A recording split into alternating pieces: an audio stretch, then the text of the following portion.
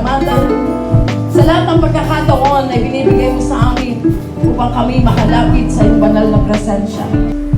Napakalaking tulong po ng mga biyaya po ninyo dahil kahit po alam na lang namin na kayo ay busy, lalo kung papasko po, ay nag-aalat pa rin po kayo ng time and effort para pumunta po dito sa amin sa Quezon District Jail. Nagpapasalamat po kami sa Panginoon na ginagamit po din ng Panginoon na kayo ay maging instrumento.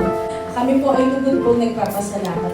Dahil sa ganito pong paraan po ay naalala niyo po ang ating mga kapatid na mga PDL po para maramdaman po nila ang presensya ng Kapaskuhan po. Pasalamatan natin ang dakilang Diyos.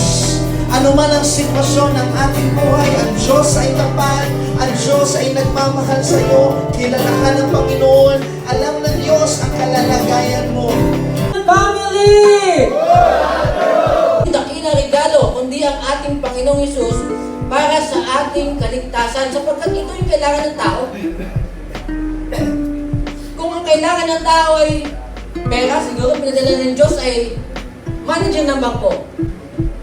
Kung kailangan natin siguro ng teacher, yung pinakamalitalino yung tao pinadala ng Diyos para tayo turuan. Pero hindi.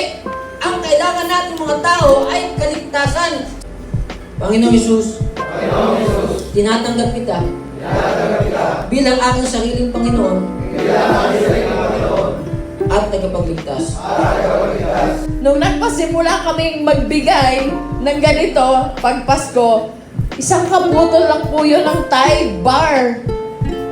Ngayon, pinagpapala tayo ng Panginoon. Marami siyang hinihipo na puso.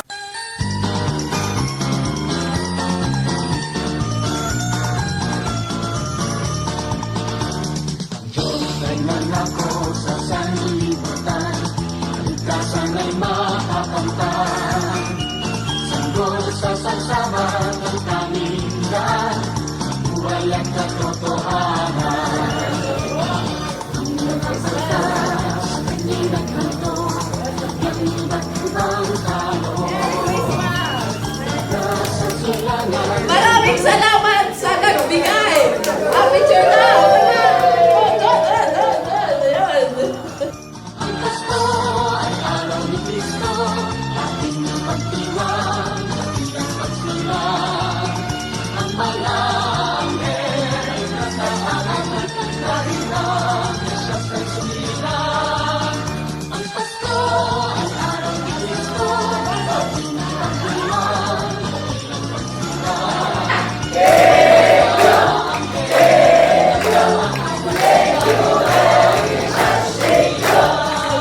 Maraming salamat po